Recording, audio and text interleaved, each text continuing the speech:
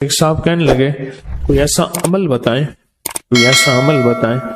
کہ میں چاہتا ہوں میری 7 نسلوں میں رزق ختم نہ ہو، جو مہنگائی اور حالات اور پریشانیاں میں دیکھ رہا ہوں، کوئی ہے عمل؟ میں کہا بالکل ہے، اور میں نے اس سے کہا کہ یہ میرے پردادا کے پردادا کا عمل ہے، ان کا یہ عمل ہے، میرے پردادا کے پردادا کا عمل، جو ہماری خاندانی یادداشتوں میں یہ لکھا ہوا ہے، اور فرمایا اگر یہ کوئی بندہ کر لے اللہ نسلوں کا رزق اللہ سے منوا لے۔ اور میں نے اس سے کہا خیال کرنا، رزق روحانی ساتھ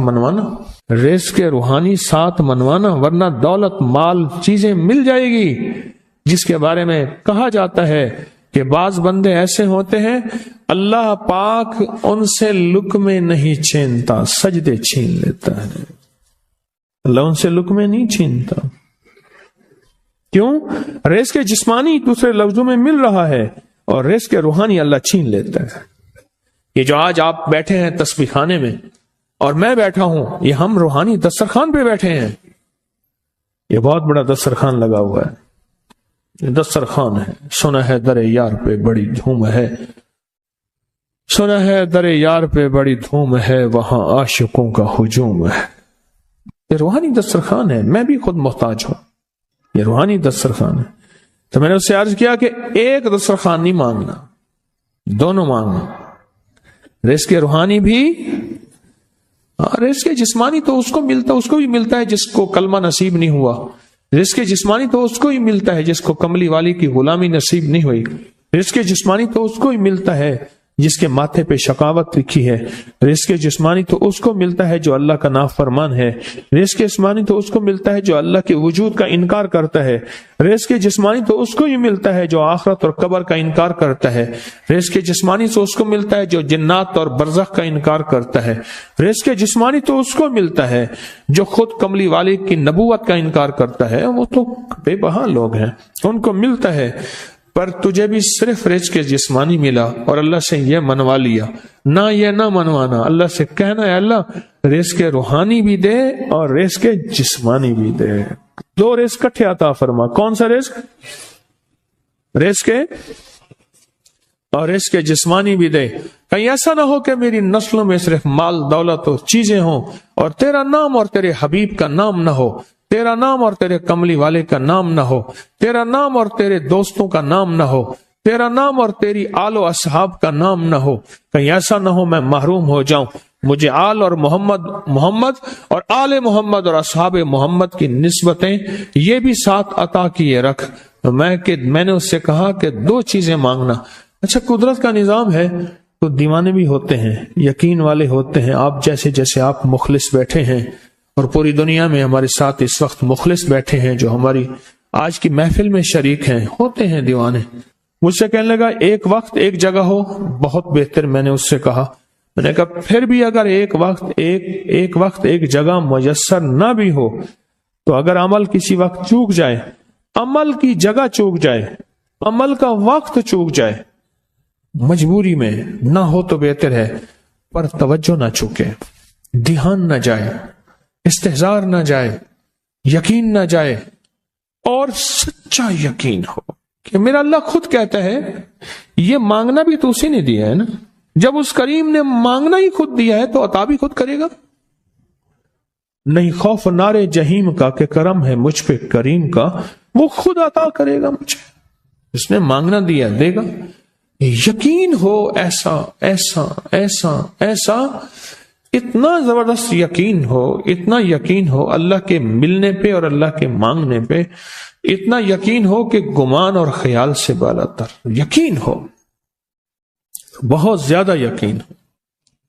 یاد رکھیے گا میری بات، میری طرف دیکھتے رہیں، یاد رکھیے گا جس کو ملا ہے یقین کی طاقت میں ملا ہے، اور جس سے چھنا ہے بے یقینی نے اس سے سب کچھ چھین لیا، بے یقینی نے اس سے سب کچھ چھین لیا ہے۔ جس کو ملا ہے یقین کی طاقت سے ملا ہے، یقین ہو کہ میں کر رہا ہوں اور اللہ مجھے دے دے گا۔ کہا کہ کیسا یقین ہو؟ کہا جیسے بکری کے تھن دودھ سے بھرے ہوئے اور میں کہوں کہ میرے ہاتھ سے دباؤں گا اور دودھ نکلے گا، اس سے زیادہ یقین۔ اور کہا کس سے زیادہ یقین؟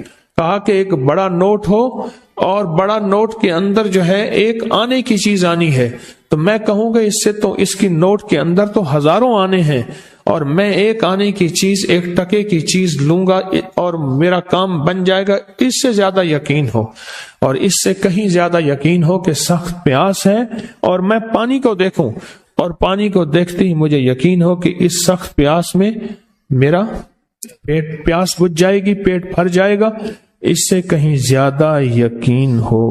میں پھر بھی یقین کو نہیں سمجھا سکا، علم بھی محدود ہے، الفاظ بھی میرے پاس محدود ہیں، اس سے کہیں زیادہ یقین ہو، اس سے کہیں زیادہ یقین ہو، اور بہت زیادہ یقین ہو۔